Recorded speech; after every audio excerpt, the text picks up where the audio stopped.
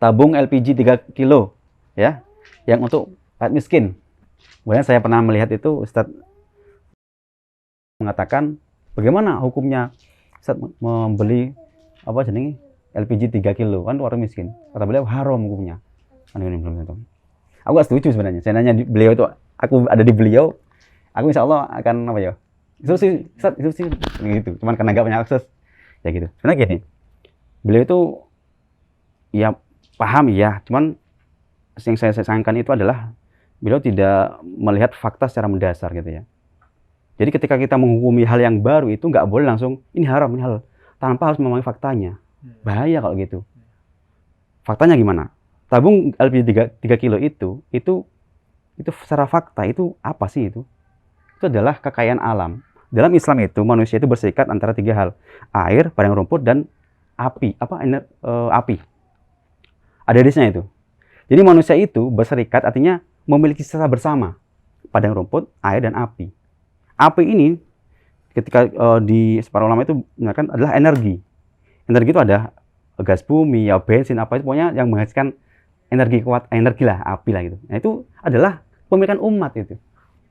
Jadi kan ada 3 kepemilikan. Kepemilikan pribadi, kepemilikan negara, kepemilikan umum.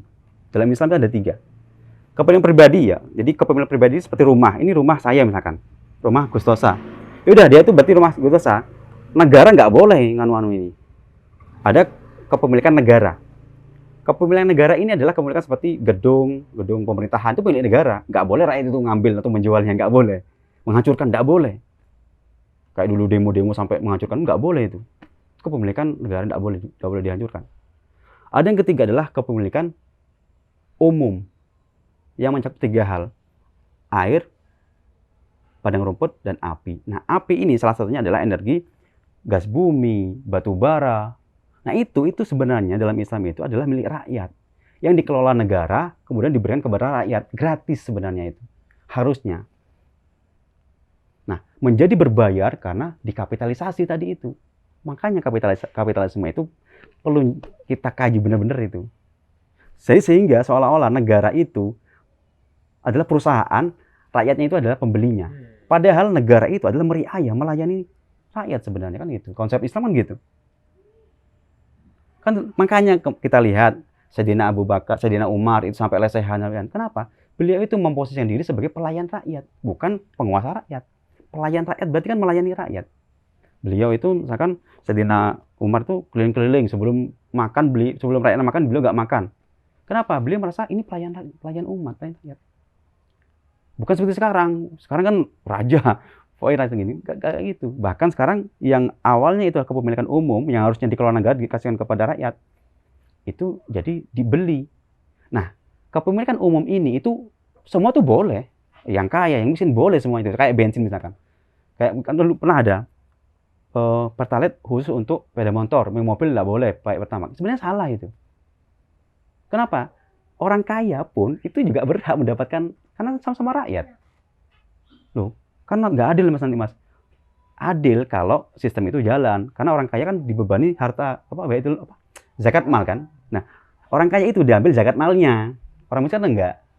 Zakat mal itu nanti dikelola untuk ini itu seperti itu harusnya. Itu keadilan Islam seperti itu. Jadi salah sebenarnya orang punya mobil nggak boleh beli, tapi nggak salah sebenarnya.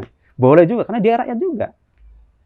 Miskin yang kaya boleh sebenarnya gitu. Makanya menyampaikan hal haram itu nggak boleh langsung sesuatu yang baru ya. Kalau sesuatu yang sudah mafhum, sudah ada di zaman para ulama dulu itu boleh langsung. Oh ini salah. Tapi sesuatu yang baru itu nggak boleh langsung ini. Makanya ya dengan segala hormat kalau seandainya saya ketemu dengan saya ini. Soalnya gini beliau mengatakan ini haram. Kalau membeli itu haram. Sehingga makanan yang dihasilkan itu haram juga. Bahaya nonton ini. Misalkan aku dodolan misalkan. Aku termasuk orang mampu misalkan ya. Terus aku beli. Kan gini, sebelum itu di negara kita ini orang yang miskin itu seperti apa? Orang yang penghasilannya 600.000 kalau nggak salah kalau dibaca ya. Jadi 600.000. Nah, penghasilan di bawah 600.000 dikatakan miskin. Jadi penghasilan 600.000 itu di atas itu berarti dia termasuk kaya. Cuman beda penghasilan dia masih lebih kan 600.000. Berarti orang kaya nggak boleh beli tabung 3 kilo sampean. Kalau seperti itu, berarti kan apa yang kita makan dengan gas itu haram semua nanti kan. Refleksinya kan gitu. Kan parahnya gini, orang yang tabung gas ini, LPG ini adalah khusus untuk orang miskin. Kategori miskin di Indonesia ini adalah orang yang gajinya 600 ke bawah. Bayangkan, kita penghasilannya 700 dianggap kaya, nggak berhak untuk mendapatkan gas LPG tadi.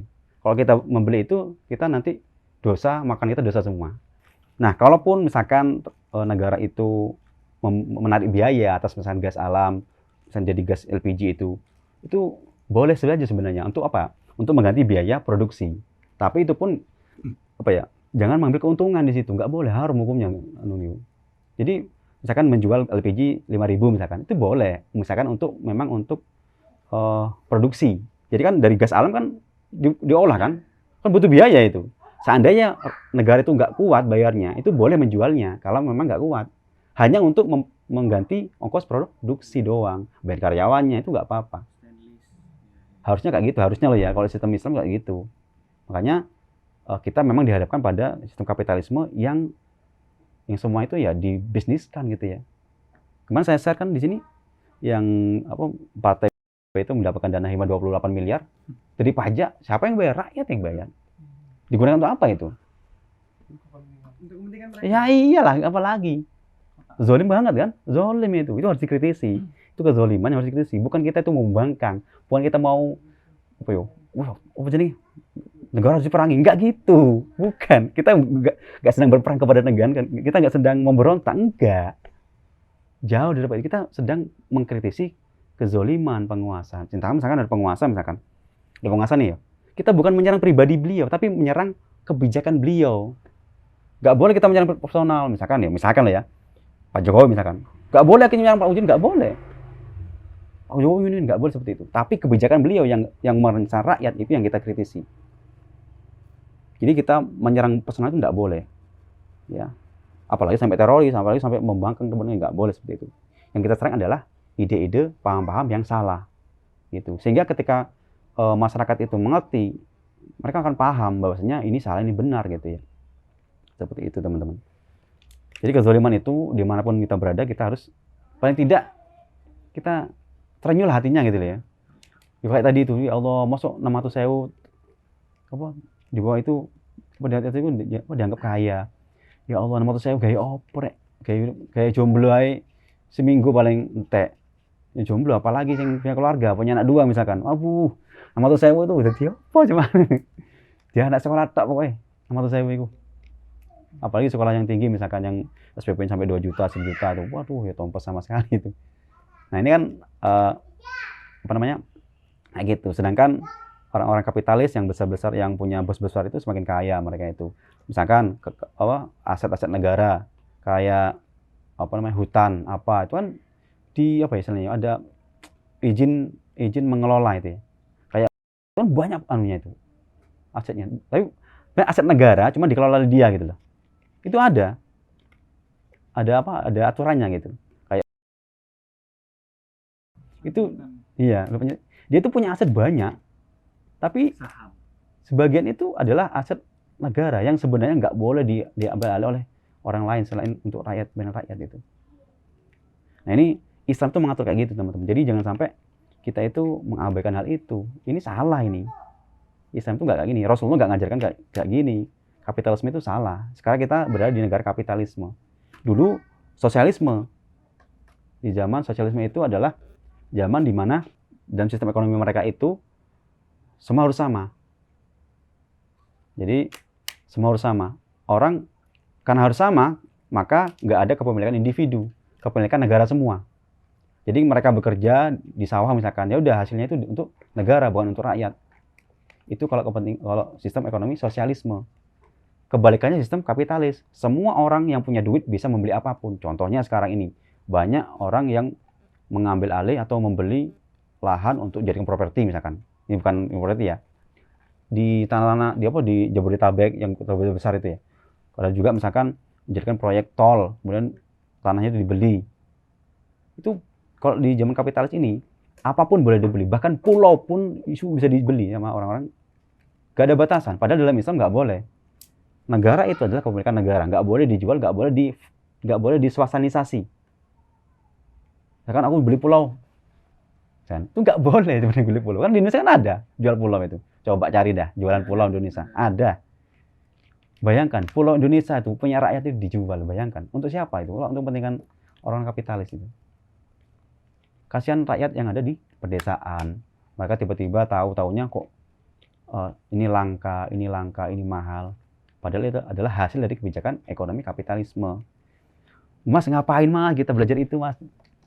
Ya karena Islam itu mencakup segala hal tadi itu ya, ideologi setan itu. Makanya kita itu butuh berpikir secara komunal. Makanya dikatakan Islam rahmatan lil alamin. Karena memang menyangkut seluruh alam gitu ya.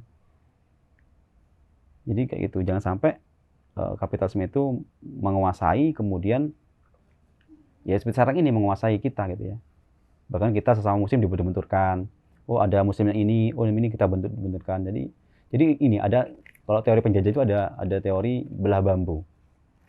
Jadi kelompok A sama kelompok B itu sama-sama Islam. Dimunculkanlah sebuah ide apa itu. Yes. Maka Islam sama Islam bentrok, jepret. Ini namanya politik belah bambu. Politik belah bambu kayak gitu. Terjadi sekarang ini, ada teman-teman kita yang Islam yang lain saling berperang, saling ini. Terjadi sekarang. Ada juga politik stick and carrot. Stick and carrot ini adalah kalau kamu mau mendukung saya, tak kasih carrot, kasih apa namanya? Wortel. Tapi kalau kamu membangkang, tak kasih stick. Contohnya apa? Entah antum ini pro atau kontra ya. Saya nggak masalah itu. Tapi yang jelas itu fakta yang terjadi. Ketika beliau pernah cerita, anggota rezim pada saat itu mendatangi beliau agar nggak ngomong masalah yang penistaan agama. Ojo sampai ngomong masalah itu, sama tak kasih berapa miliar gitu. Nah, ketika beliau menolak, ketika dikasih carrot menolak, dikasih stick, dia dipukul kan beliau sampai difitnah kayak gini. Terlepas dari sampai itu kontra atau enggak ada, saya enggak urusan dengan itu. Artinya politik seperti itu ada. Untuk mempertahankan kekuasaan itu kayak gitu. Politik belah bambu, artinya sesama muslim dibentur-benturkan. Kayak aku bisa apa dibentur-bentur itu. Sehingga nggak fokus pada musuh bersamanya, tapi fokus kepada tadi itu. Jadi ada muslim dikasih api hancur. Jadi mereka nggak fokus.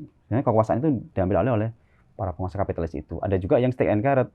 Ada ulama yang vokal banget mengkritis penguasa misalkan nih. Wes iku kena itu. Stick and carrot. Dia akan dibantai itu. Ada seperti itu. Nah ini realita yang ya mungkin sampean pro atau kontra ya terserah. Yang jelas ini adalah realita yang fakta bahwasanya tadi itu kita bicara tentang kapitalisme, maka rembetannya itu banyak banget. Rembetannya itu kekuasaan iya, bisnis itu iya, dan seterusnya itu banyak banget teman-teman ya. Dan itu lahir dari sistem kapitalisme gitu ya. Ya mungkin jenengan belum pernah membahasnya mungkin ya.